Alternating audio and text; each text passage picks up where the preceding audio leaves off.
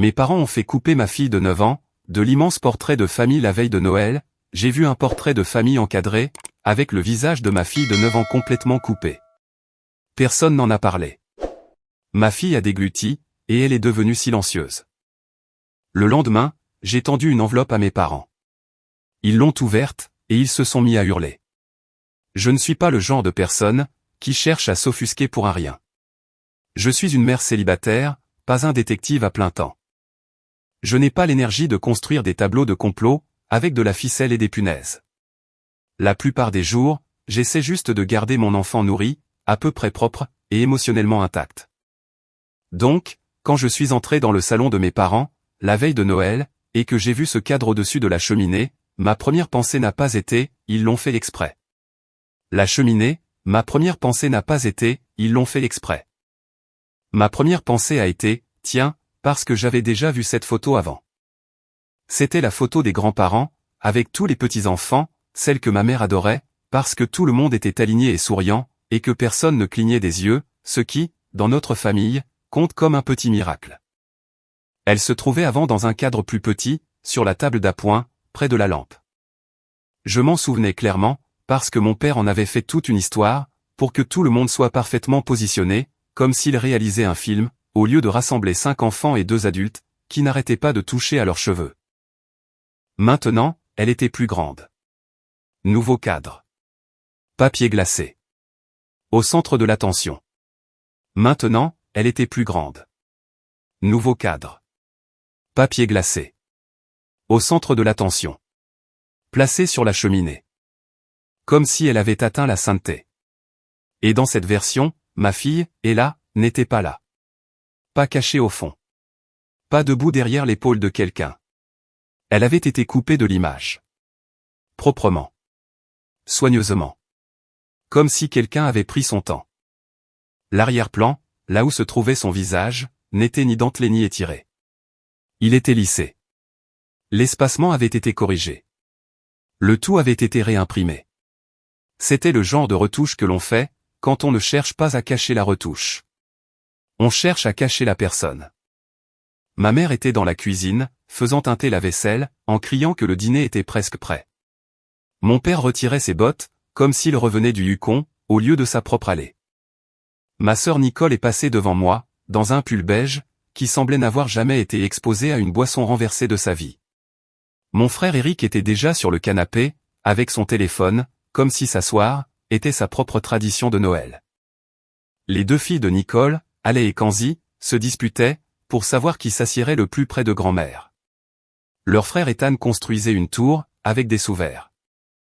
La fille de mon frère, Paige, se tenait près du sapin, calme et à l'aise, comme si elle savait déjà exactement où était sa place. Ella s'est arrêtée dans l'embrasure de la porte, et a levé les yeux.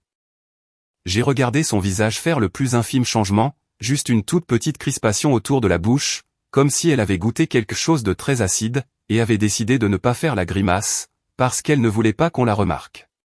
Elle a dégluti. Et puis, elle est devenue silencieuse. Elle a dégluti. Et puis, elle est devenue silencieuse. Personne n'a dit « Oh, on a fait un nouveau tirage ». Personne n'a dit « L'ancien était abîmé ». Personne n'a rien dit du tout. C'était comme si le cadre n'était pas là. Comme si l'espace vide, là où mon enfant aurait dû être, n'était pas une absence criante, mais juste de la décoration. Ma mère a crié « Enlevez vos chaussures, venez vous réchauffer ». J'ai accroché nos manteaux, avec des mains qui, soudainement, me semblaient trop grandes pour mon corps. La petite écharpe d'Ella a glissé du crochet, et a atterri sur le sol. Elle ne s'est pas baissée pour la ramasser. Je l'ai ramassée pour elle. Le dîner était comme d'habitude. Le même rôti que ma mère préparait chaque année, la même odeur de romarin, la même boucle de conversation, qui finissait toujours par revenir sur Nicole.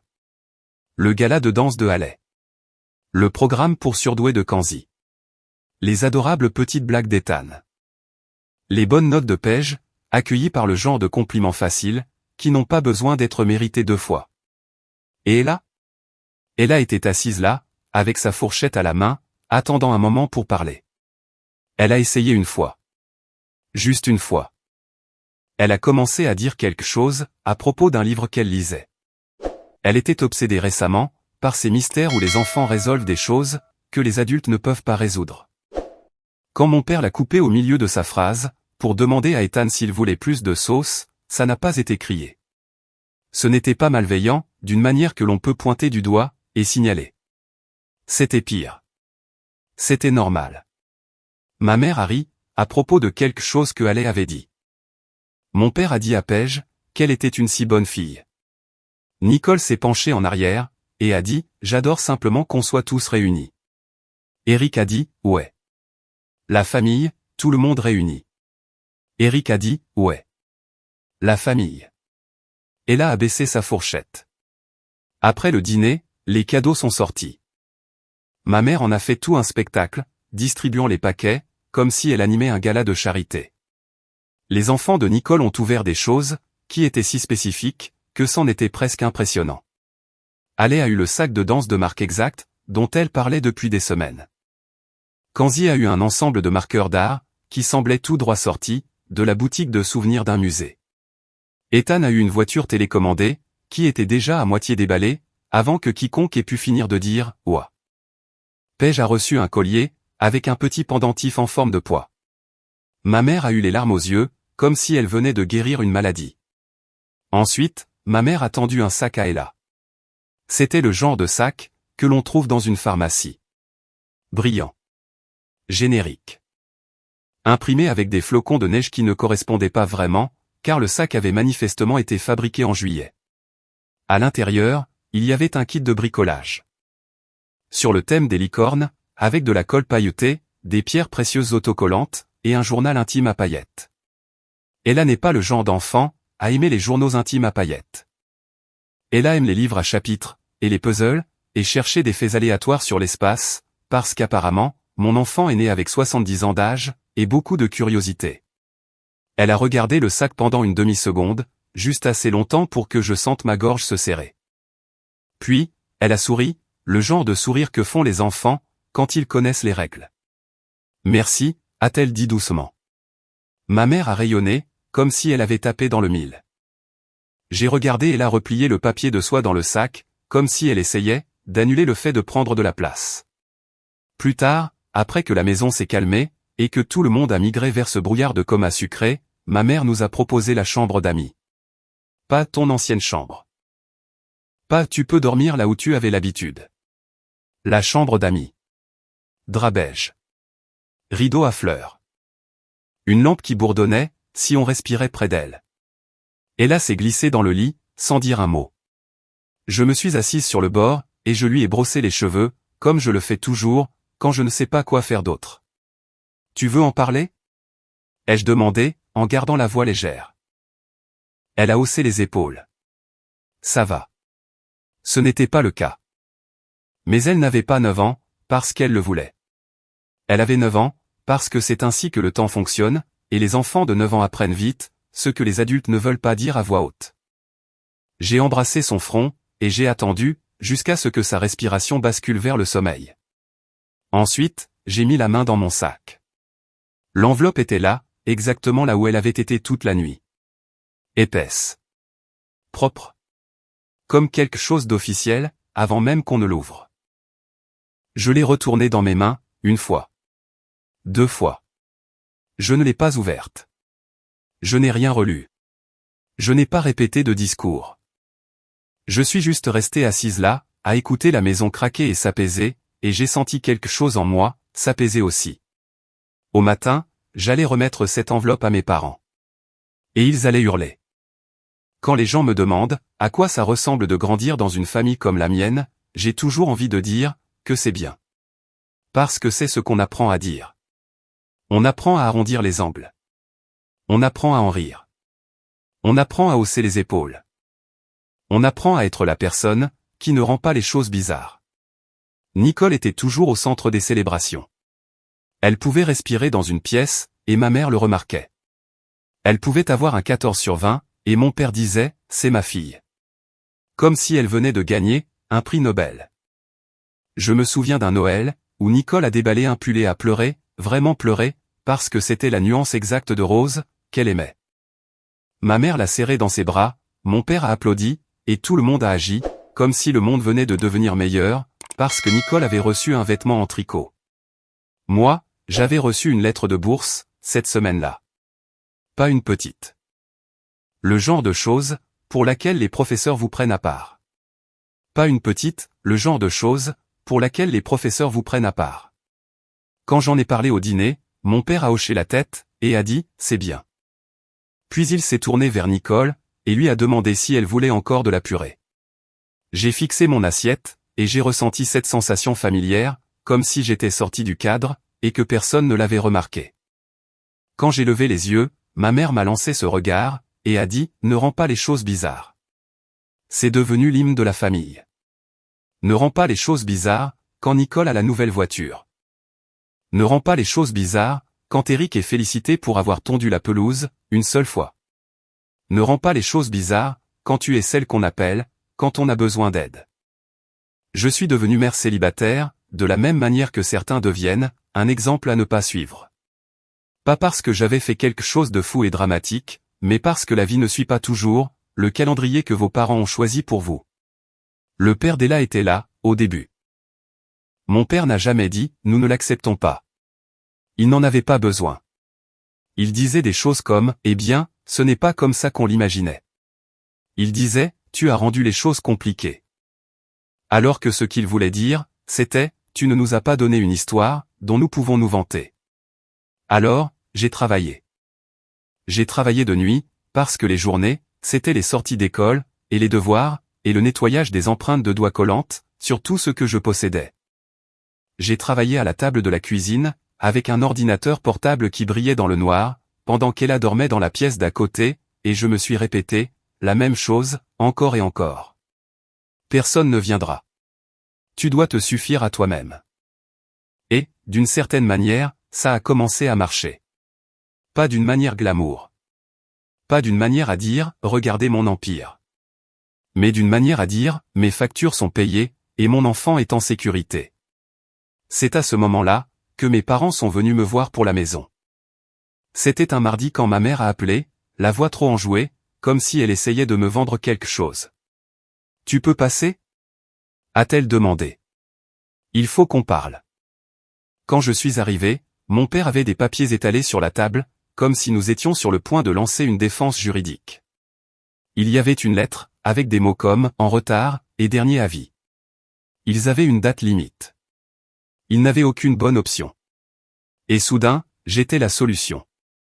Nous avons juste besoin d'une solution temporaire, a dit ma mère rapidement. Nous allons nous rattraper. Mon père a ajouté, c'est de la paperasse, c'est tout. Une formalité. Le prêteur voulait que l'acte de propriété soit au nom de la personne remplissant les conditions pour le refinancement. Cette personne, c'était moi. Mon crédit était correct. Mes revenus étaient stables. Ma vie, pour une fois, semblait assez ordonnée sur le papier, pour passer. Alors, j'ai signé. Je me suis assise, à cette même table de cuisine, où ma lettre de bourse avait été ignorée, et j'ai signé les documents, qui mettaient la maison de mes parents à mon nom. J'ai gardé des copies. Parce que je suis Mégane, et que je ne suis pas imprudente. Je suis le genre de personne, qui garde les reçus. Ma mère m'a prise dans ses bras après, les yeux humides, la voix douce. Merci, a-t-elle dit. On prend le relais. Le mois prochain. A-t-elle dit. On prend le relais. Le mois prochain. Le mois prochain est devenu la blague récurrente, qui a cessé d'être drôle. La première fois que j'ai couvert un paiement, c'était parce que mon père avait eu un retard au travail. La deuxième fois, ma mère a dit que la voiture avait besoin de réparation. À chaque fois que je demandais, quand ils allaient commencer à payer, j'obtenais la même réponse, habillée différemment. Bientôt. Le mois prochain. Après les fêtes. Une fois que les choses se seront calmées. Des années ont passé, sans que personne ne dise à voix haute ce qui se passait. Ils ne voulaient pas perdre la maison, et ils ne voulaient pas changer leur vie, et je ne voulais pas être la raison pour laquelle la maison familiale s'effondrait. Leur vie, et je ne voulais pas être la raison pour laquelle la maison familiale s'effondrait. Alors, j'ai payé. Et je me suis dit que c'était toujours temporaire, et j'ai continué à attendre le moment où ils reconnaîtraient ce que je faisais. L'attente est un passe-temps étrange, mais c'est un passe-temps où je suis devenu très doué. En me tenant sous ce portrait, la veille de Noël, en regardant Ella devenir silencieuse, j'ai réalisé quelque chose, avec une clarté si vive, que ça faisait presque mal. Je soutenais cette maison depuis des années, et à l'intérieur de celle-ci, ma fille avait été supprimée, comme si elle était une erreur, que quelqu'un essayait d'effacer. Le matin de Noël avait une odeur de cannelle et de déni. Ma mère avait lancé le café. Mon père était de bonne humeur, le genre de bonne humeur qu'il a, quand tout se passe comme il l'aime. Nicole avait sorti son téléphone, cherchant des angles pour des photos qui semblaient spontanées, mais qui ne l'étaient absolument pas. Eric portait le même sweat à capuche qu'il porte toujours, comme si faire un effort était facultatif. Le portrait restait au-dessus de la cheminée, toujours ignoré, faisant toujours semblant. Cheminée. Toujours ignoré. Faisant toujours semblant. Ella était assise en tailleur près du sapin, les mains croisées sur les genoux, regardant les autres enfants, déchirer le papier cadeau. Elle a souri quand Alé a poussé un petit cri. Elle a applaudi quand Ethan a fait faire à sa voiture une petite rotation ridicule. Elle n'a pas levé les yeux. Je ne lui ai pas dit de le faire. Je ne l'ai pas poussée à être joyeuse, pour le confort des autres. Quand il y a eu une pause naturelle, quand ma mère remplissait les tasses, et que mon père faisait une blague, sur le fait qu'il aurait dû acheter des actions dans les piles, j'ai glissé la main dans mon sac. L'enveloppe semblait plus lourde, que du papier ne devrait l'être. Je l'ai tendue à mes parents, comme si je passais une assiette. Ma mère l'a regardée, fronçant les sourcils, comme si ça pouvait être une facture. Qu'est-ce que c'est? C'est de ma part, ai-je dit. Mon père a souri. Tu n'avais pas besoin de nous offrir quoi que ce soit. J'ai hoché la tête. Je sais. Les doigts de ma mère ont glissé, sous le rabat. Elle n'a pas redemandé. Elle n'a pas attendu. Elle l'a ouverte comme si elle avait le rabat. Elle n'a pas redemandé. Elle n'a pas attendu. Elle l'a ouverte comme si elle en avait le droit. À la seconde où ses yeux se sont posés, sur la première page, l'ambiance de la pièce a changé. Mon père s'est penché en avant. Le visage de ma mère s'est crispé. Sa bouche s'est ouverte, et fermée une fois, comme si elle essayait de trouver le ton correct à utiliser. Puis, la voix de mon père s'est élevée. Qu'est-ce que c'est? La voix de ma mère a suivi, plus aiguë, plus tranchante. Mégane, non, non. Nicole s'est redressée. Qu'est-ce qui se passe? Eric a froncé les sourcils. Mégane, qu'est-ce que tu as fait? Mon père a claqué les papiers sur la table, comme s'il l'avait brûlé. C'est notre maison. A-t-il lâché sèchement. Les mains de ma mère tremblaient maintenant, non pas de tristesse, mais de colère. Nous t'avons demandé un service. La voix de mon père a résonné dans la pièce. Tu ne peux pas faire ça. Pas le jour de Noël. Nicole a secoué la tête, comme si j'avais personnellement gâché sa séance photo de vacances. C'est de la folie. La voix d'Eric est devenue neutre. Tu fais toujours ça. Tu dois toujours rendre les choses bizarres. J'ai regardé Ella. Elle m'observait. Pas avec panique. Avec cette immobilité prudente, que les enfants ont, quand ils se préparent au pire. J'ai gardé une voix basse. Contrôlée. Je ne vous fais pas ça à vous, basse, contrôlée. Je ne vous fais pas ça à vous, ai-je dit, en regardant mes parents. C'est vous qui me faites ça, depuis des années. Les yeux de ma mère ont lancé des éclairs. Après tout? Après tout, ai-je répété doucement. Exactement. Nicole a commencé à parler en même temps que moi, quelque chose à propos du mauvais moment, et que c'était complètement déséquilibré. Eric a ajouté que je faisais un drame, parce que bien sûr, il l'a fait. Je n'ai pas discuté, au sujet du portrait. Je n'ai pas pointé la cheminée du doigt, comme un avocat au tribunal. J'ai dit une seule chose, la seule chose qui comptait. J'ai fini de financer une maison, où mon enfant est en train d'être effacé. Puis je me suis levé, j'ai posé ma main sur l'épaule d'Ella, et je l'ai aidé à se lever. Ma mère a crié mon nom, comme si elle pouvait me retenir, par la force du son. Mon père a hurlé, quelque chose à propos de la gratitude. Nicole m'a traité de cruel. Eric a dit, si tu franchis cette porte, ne te donne pas la peine de revenir. Puis encore. Puis encore. Un deuxième message est apparu de ma tante. Ta mère dit que tu les as piégés pour qu'ils signent. S'il te plaît, dis-moi que ce n'est pas vrai. Et puis, la discussion de groupe de la famille s'est illuminée, comme un sapin de Noël. Le nom de Nicole est apparu. Le nom d'Éric est apparu. Les mots ont commencé à fuser. Ella a jeté un coup d'œil à mon téléphone, quand il a vibré à nouveau, et je l'ai regardé déglutir. J'ai retourné l'écran face contre la table. Et, ai-je dit doucement. Entrons. Un chocolat chaud? Elle a hoché la tête, une fois. Je me suis dit que je pouvais gérer le bruit. Je devais juste faire en sorte qu'il ne l'atteigne pas. Il a fallu quelques jours pour que l'adrénaline quitte mes os. Quelques jours où j'ai ignoré les messages vocaux, mis la discussion de groupe sous silence, et répondu aux questions d'Ella, par petits morceaux prudents. Non, ai-je dit. Jamais de la vie. Le 4e jour, on a frappé à ma porte. Pas le coup à la porte d'un gentil voisin.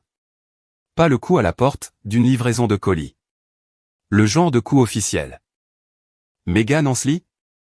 Oui, ai-je dit, et ma voix est sortie, plus assurée que je ne le ressentais. Nous devons vous poser quelques questions. Le couloir m'a soudainement semblé trop petit, trop exposé. Mon appartement, derrière moi, ressemblait à une maison d'enfant. Ce qui était le cas, et l'idée que quelque chose de menaçant puisse franchir ce seuil, m'a glacé le sang. L'officier a jeté un coup d'œil derrière moi, très légèrement. Y a-t-il quelqu'un d'autre dans la maison? Ma fille, ai-je dit. Elle est dans sa chambre. Il a hoché la tête, une fois. D'accord, nous faisons suite à une plainte. Vos parents nous ont contactés. J'ai cligné des yeux. À propos de quoi? L'officier a baissé les yeux à nouveau. Ils allèguent une fraude. Ils prétendent que vous les avez piégés, pour leur faire signer des papiers, et que vous leur avez pris leur maison. Pendant une seconde, je n'ai pas pu parler. Pas parce que je ne comprenais pas. Mais parce que je comprenais très bien. C'était juste irréel, de l'entendre dit à voix haute, par quelqu'un qui portait un insigne. Je n'ai piégé personne, ai-je fini par dire. Il a posé des questions. Des questions pratiques. Quand le transfert de titre a-t-il eu lieu? Quel était l'arrangement? Avait-il compris? Y avait-il des messages? Un avocat était-il impliqué? J'ai répondu prudemment, et de manière factuelle. Je lui ai dit que j'avais des documents. Je lui ai dit que la maison était à mon nom. Je lui ai dit que je pouvais fournir des preuves. Il a pris des notes. À la fin, il a dit quelque chose qui semblait raisonnable, mais qui est quand même tombé comme un poids. Cela pourrait finir par être une affaire civile, a-t-il dit, mais nous devons documenter l'allégation. Quand il est parti, j'ai fermé la porte, et j'ai appuyé mon front contre elle, pendant une seconde, respirant comme si je venais de courir 1 kilomètre. Puis je me suis redressé, avant qu'Ella ne puisse me voir trembler. Je suis allé dans sa chambre, où elle était assise par terre avec un livre ouvert, faisant semblant de ne pas avoir écouté. Et, ai-je dit doucement. Ça va? Elle a hoché la tête, trop vite. Est-ce que c'était? À propos de nous? Ce sont des papiers de grand, ai-je dit, en gardant une voix calme. Tu es en sécurité. Elle fixait la page, sans la lire. J'ai fait du chocolat chaud, et j'ai mis un film, et je me suis assise à côté d'elle sur le canapé, comme si mon corps ne bourdonnait pas encore de colère. Une semaine plus tard, la lettre est arrivée. Papier épais. En tête coûteux. Le groupe d'avocats Kessler. Je ne connaissais pas Monsieur Kessler, mais je pouvais sentir sa personnalité, à travers l'enveloppe. Net. Confiant. Conçu pour intimider. La lettre m'accusait de tromperie. D'influence indue. D'avoir profité de la confiance, et de l'âge. D'influence indue, d'avoir profité de la confiance, et de l'âge. Elle exigeait que j'arrête de harceler mes parents, avec une procédure d'expulsion. Elle menaçait de prendre d'autres mesures. Elle me donnait une date limite, comme si j'étais une enfant, qui n'avait pas fait ses devoirs. Je l'ai lu une fois. Puis à nouveau, plus lentement, parce que la peur vous fait relire les choses, comme si les mots allaient peut-être changer. Ensuite, j'ai fait ce que j'aurais dû faire, il y a des années. J'ai arrêté de traiter ma famille, comme un projet personnel, que je pourrais réparer, si j'essayais juste plus fort. J'ai appelé Madame Harper, l'avocate dont j'avais essayé de ne pas avoir besoin. Le bureau de Madame Harper était calme, d'une manière que la maison de mes parents ne l'a jamais été. Pas de joie théâtrale, pas de surveillance constante, juste une femme aux yeux calmes, qui a écouté sans sourciller, quand j'ai dit « Mes parents ont appelé la police ». Elle n'a pas halté. Elle n'a pas jugé. Elle n'a pas dit « Mais ce sont vos parents ». Elle a demandé « Avez-vous des documents ?» J'ai fait glisser un dossier sur son bureau. J'avais des SMS, des emails, ceux que ma mère et mon père avaient envoyés, quand ils paniquaient, et qu'ils avaient besoin de ma signature. Nous avons besoin que tu fasses cela à ton nom, pour le refinancement. C'est juste une formalité. On s'occupera des paiements le mois prochain. J'avais les documents de clôture, les copies que j'avais gardées, parce que je garde toujours des copies, et j'avais la trace des paiements. Que j'avais gardé, parce que je garde toujours des copies, et j'avais la trace des paiements. Des années de paiement. L'aide temporaire qui s'était, silencieusement, transformée en mon propre argent, mois après mois, pour garder un toit au-dessus de leur tête. Madame Harper a feuilleté le tout, avec un calme qui ressemblait à de l'oxygène. Ils prétendent que je les ai piégés, ai-je dit, et ma voix s'est brisée sur le dernier mot, parce que c'était quand même mes parents, et que c'était quand même une trahison, même si ce n'était pas surprenant. Madame Harper a levé les yeux. Nous pouvons répondre à cela. Devons-nous aller au tribunal ? Ai-je demandé. Pas nécessairement, a-t-elle dit. Beaucoup de gens arrêtent de forcer, une fois qu'ils réalisent ce qui va être dévoilé. Elle a envoyé une réponse, à Monsieur Kessler. Elle n'a pas écrit de discours.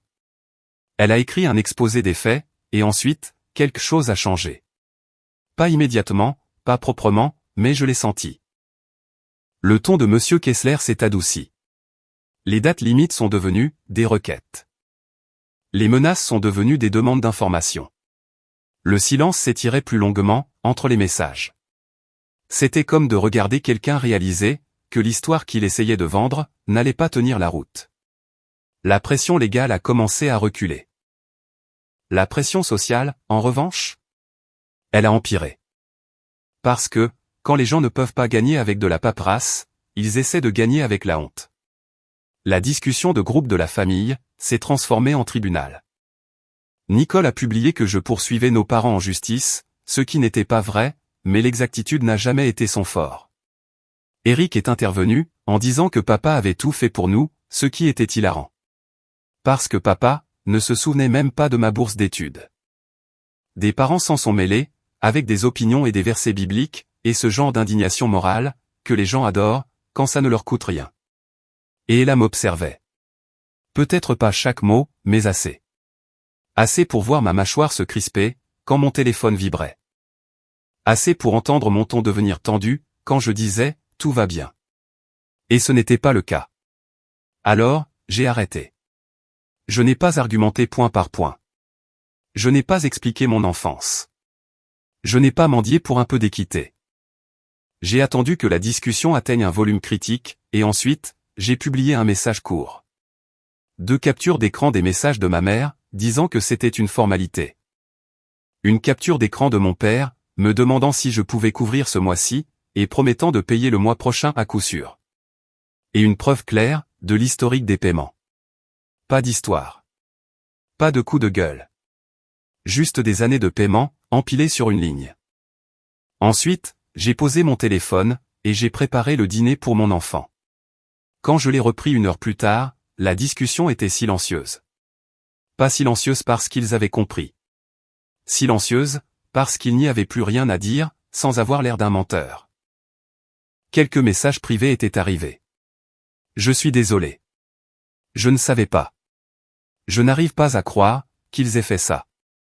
Je n'ai pas répondu à la plupart d'entre eux. Pas parce que j'étais en colère. Mais parce que j'étais fatigué. Et parce qu'Ella était assise à la table, à côté de moi, en train de colorier, fredonnant doucement pour la première fois depuis des jours. Cela comptait plus que de gagner l'approbation de qui que ce soit. Le temps fait ce qu'il fait toujours. Il avance, que les gens se comportent bien ou non. Mes parents ont déménagé. Je ne l'ai pas appris par eux. Bien sûr que non. Je l'ai appris par ma tante, qui a appelé comme si elle donnait la météo. Ils sont dans un petit endroit maintenant, a-t-elle dit prudemment. Une location. J'ai imaginé ma mère, dans une petite cuisine, sans cheminée au-dessus de laquelle accrocher un portrait. J'ai imaginé mon père, dans un salon aux murs fins, avec des voisins, qui se fichaient éperdument de ses opinions. Je n'ai pas ressenti de triomphe. Je me suis senti apaisé. Nicole m'a appelé, 2 semaines après cela.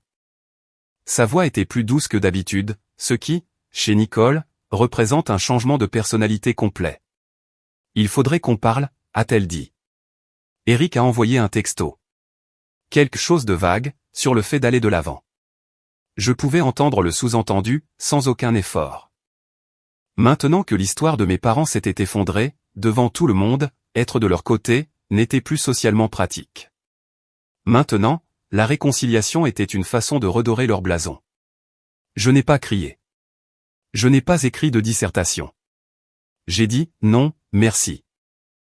Et je le pensais vraiment. Ensuite, Ella et moi avons emménagé dans la maison.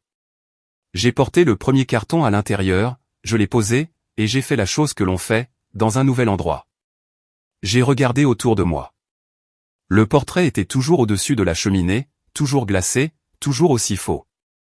Je suis resté là une seconde, avec Ella à mes côtés, et j'ai senti quelque chose dans ma poitrine, se relâcher. Pas de la rage. Pas du chagrin. Juste une libération. Je l'ai décroché. Pas de cérémonie. Pas de musique dramatique. Juste des mains sur un cadre. Le soulevant du mur. Le posant face contre le sol. Ella a regardé, silencieusement. « Qu'est-ce que tu vas en faire » a-t-elle demandé. « Je vais m'en débarrasser, ai-je dit. » Elle a hoché la tête, comme si c'était logique. Comme si un enfant comprenait plus de choses, que ce que les adultes veulent bien croire. Nous avons peint le salon d'une couleur chaude, qui ne ressemblait pas du tout au goût de ma mère. Nous avons vidé les meubles, qui avaient abrité trop de fêtes, qui ne m'appartenaient pas. Nous avons ouvert les fenêtres, et laissé l'air se renouveler. Ella a choisi sa chambre. Elle courait d'une chambre à l'autre, comme si elle avait enfin le droit de choisir quelque chose. Elle a ri. Fort. Sans aucune gêne. J'ai accroché une nouvelle photo, au-dessus de la cheminée. Juste moi et Ella, debout devant la maison avec des échantillons de peinture dans les mains, souriant toutes les deux, comme si nous n'avions pas eu à nous battre, pour notre propre existence. Personne de retouché. Personne de coupé. Personne d'effacé. Et dans le silence qui a suivi, un vrai silence, le genre qui ne cache aucune menace en dessous, j'ai réalisé ce que j'avais vraiment fait. Je n'avais pas juste repris une maison. J'avais mis fin à un schéma répétitif. Ella n'aurait pas à apprendre, à ravaler ses sentiments pour maintenir la paix, parce que j'avais enfin arrêté de lui demander, de vivre au sein d'une famille, qui exigeait d'elle qu'elle disparaisse, et ça, plus que l'acte de propriété, plus que les rénovations. Plus que le silence dans la discussion de groupe, c'était la seule chose qui ait jamais compté. Dites-moi, suis-je allé trop loin, ou pas assez ? Faites-le moi savoir dans les commentaires, et abonnez-vous pour plus d'histoires.